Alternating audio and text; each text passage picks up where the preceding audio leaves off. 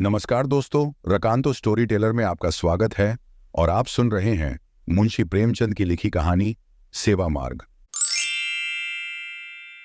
तारा ने 12 वर्ष दुर्गा की तपस्या की। न पलंग पर सोई, न केशों को संवारा और न नेत्रों में सुरमा लगाया। पृथ्वी पर सोती, गेरुआ वस्त्र पहनती और रूखी रोटियां खाती। उसका मुख मुरझाई हुई कली की भांति था, नेत्र ज्योतिहीन और हृदय एक खाली उजाड़ मैदान। उसे केवल यही लौ लगी थी कि दुर्गा के दर्शन पाऊं। शरीर मोमबत्ती की तरह घुलता था, पर यह लौ दिल से नहीं जाती। यही उसकी इच्छा थी, यही उसका जीवन का लक्ष्य था। माता समझाती, बेटी तुझे क्या हो गया है? क्या तू सारा जीवन रो रो कर काटेगी? इस समय के देवता पत्थर के होते हैं। पत्थर को भी कभी किसी ने पिघलते देखा है?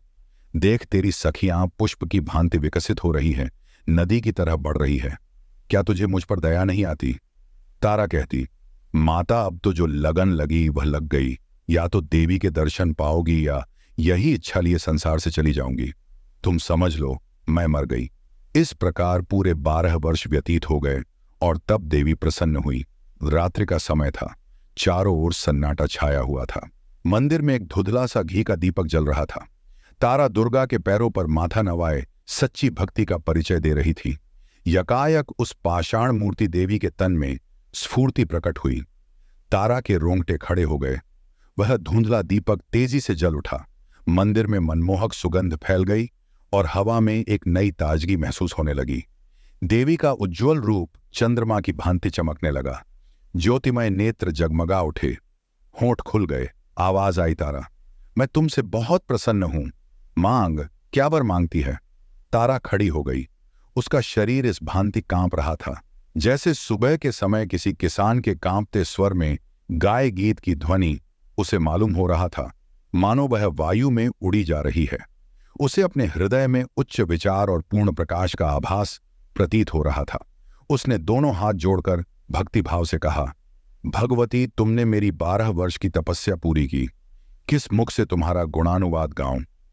मुझे वे दुर्लभ वस्तुएं प्रदान करो जो इच्छाओं की अंतिम सीमा हो और मेरी अभिलाषाओं का अंत कर दे। मैं वे ऐश्वर्य चाहती हूं जो सूर्य को भी मात कर दे। देवी ने मुस्कुराकर कहा, स्वीकृत है।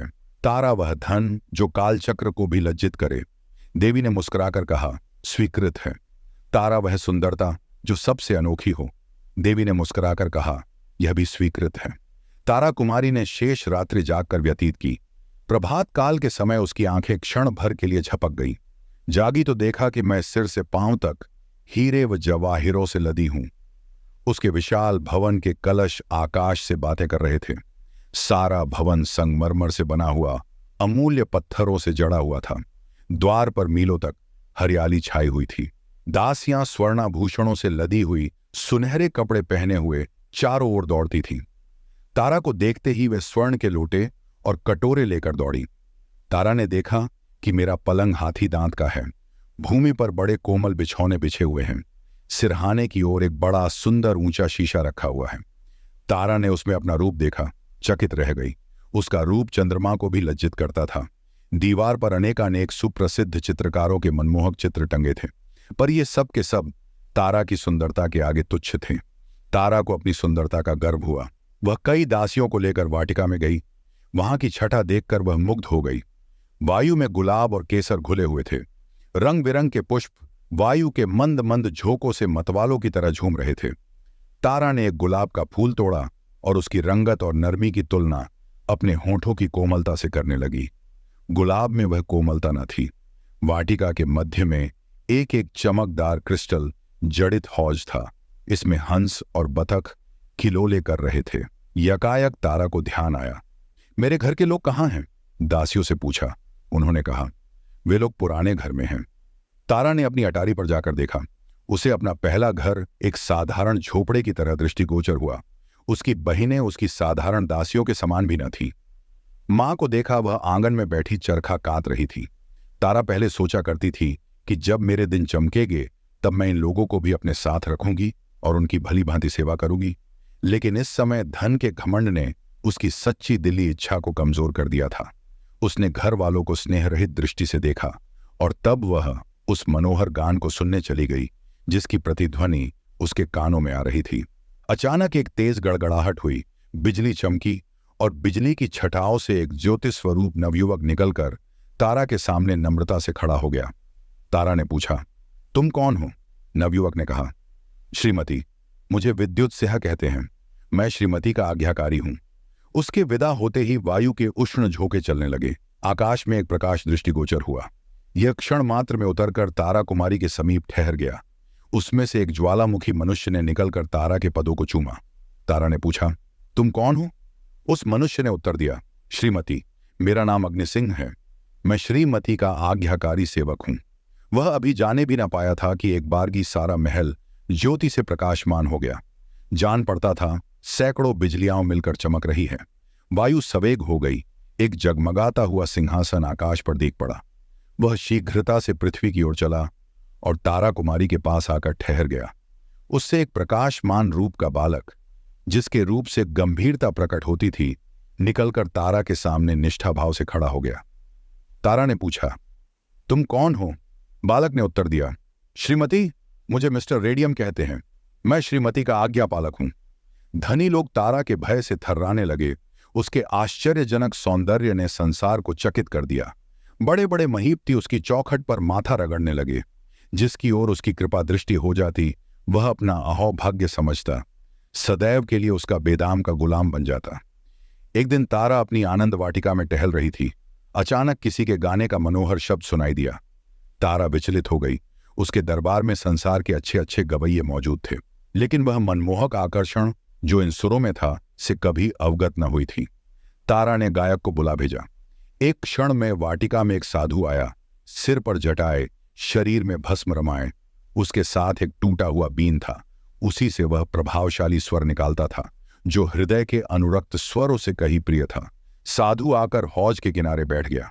उसने तारा के सामने शिष्ट भाव नहीं दिखाया। आश्चर्य से इधर उधर दृष्टि नहीं डाली। उस रमणीय स्थान में वह अपना सुर अलापने लगा। तारा का चित्त विचलित हो उठा। दिल में प्रेम की भावना जागी। वह मदहोश होकर टहलने लगी। संत की मधुर आवाज सुनकर पक्षी मंत्रमुग्ध हो गए। पानी में लहरें उठने लगी और वृक्ष झूमने लगे। तारा ने उन मनमोहक सुरों से एक चित्र बनता हुआ देखा। धीरे धीरे वह चित्र साफ होने लगा। उसमें जान सी आ गई और तभी तारा खुद खड़ी होकर नृत्य करने लगी। अचानक तारा चौंक गई।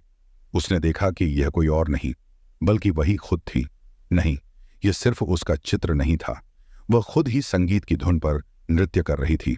उसके मन में प्रश्न उठा, क्या मैं संसार की सबसे अनमोल वस्तुओं की रानी हूं या बस एक सुरों से बना चित्र?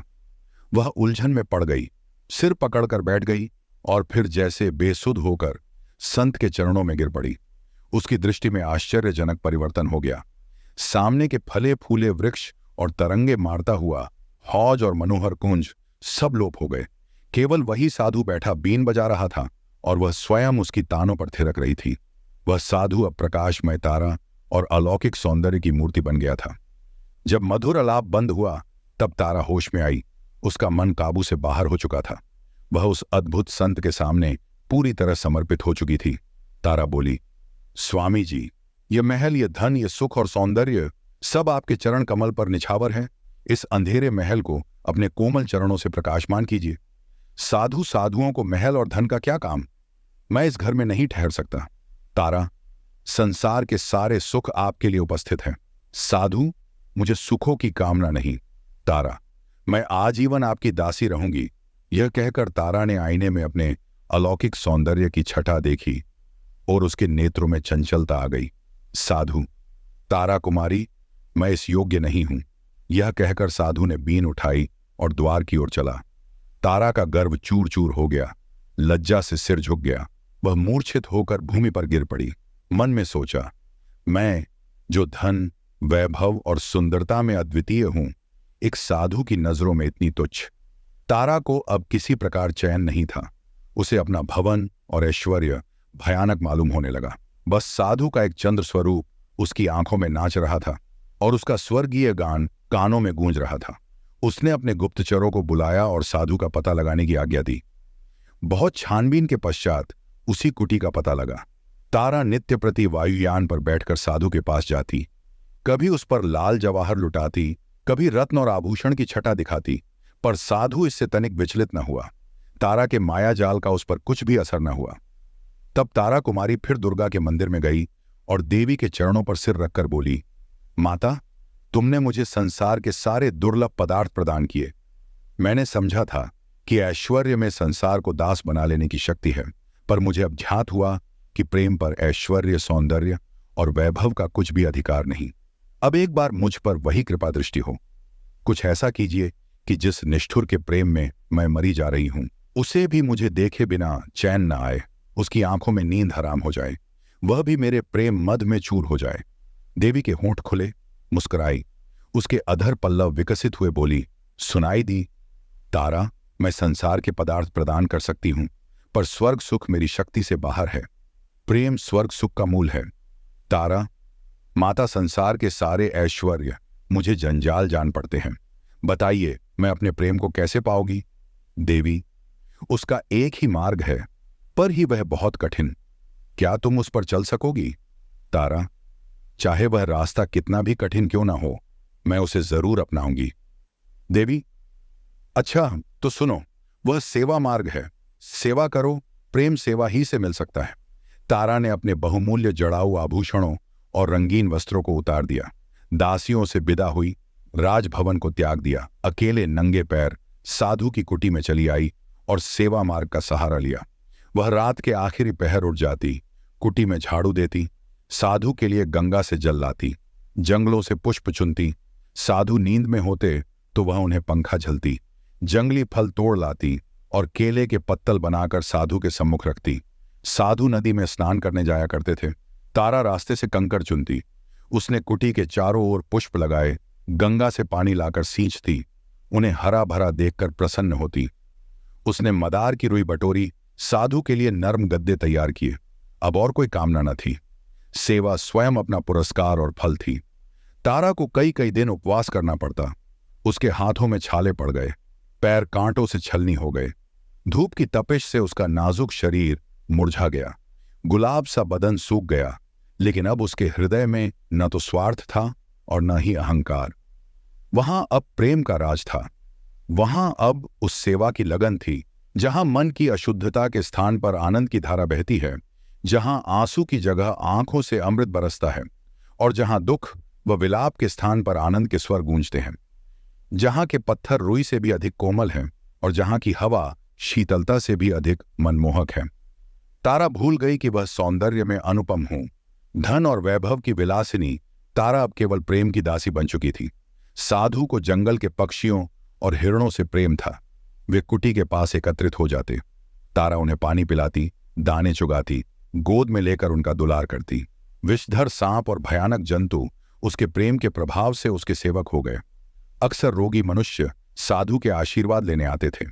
तारा रोगियों की सेवा शुश्रूषा करती, जंगल से जड़ी बूटियां ढूंढ लाती, उनके लिए औषधि बनाती, उनके घाव धोती, घावों पर मरहम रखती, रात रात भर बैठी उन्हें पंखा झलती।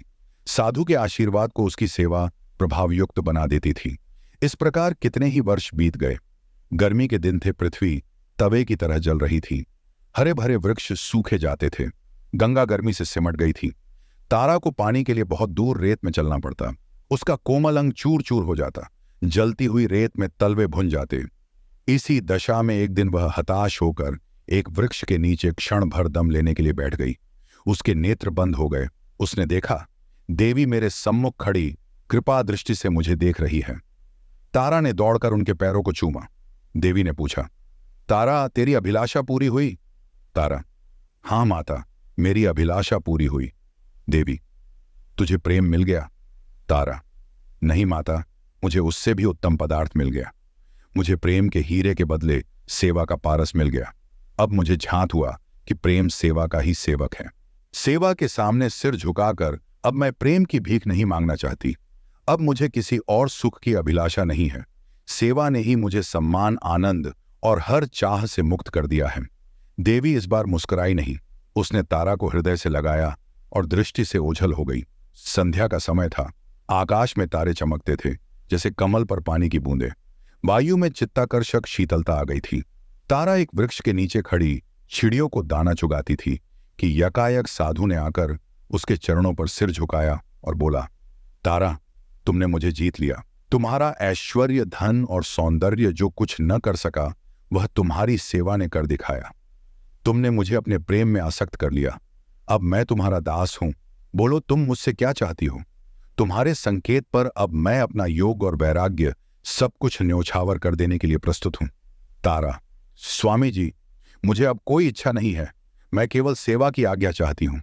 साधु, मैं दिखा दूंगा कि योग साधना करने वाला मनुष्य भी प्रेम से खाली नहीं होता। मैं भंवरे की तरह तुम्हारे सौंदर्य पर मंडराऊंगा, पपीहे की तरह तुम्हारे प्रेम की रट लगाऊंगा। हम दोनों प्रेम की नौका पर ऐश्वर्य और वैभव की नदी की सैर करेंगे। प्रेम कुंजों में बैठकर प्रेम चर्चा करेंगे और आनंद के मनोहर राग गाएंगे।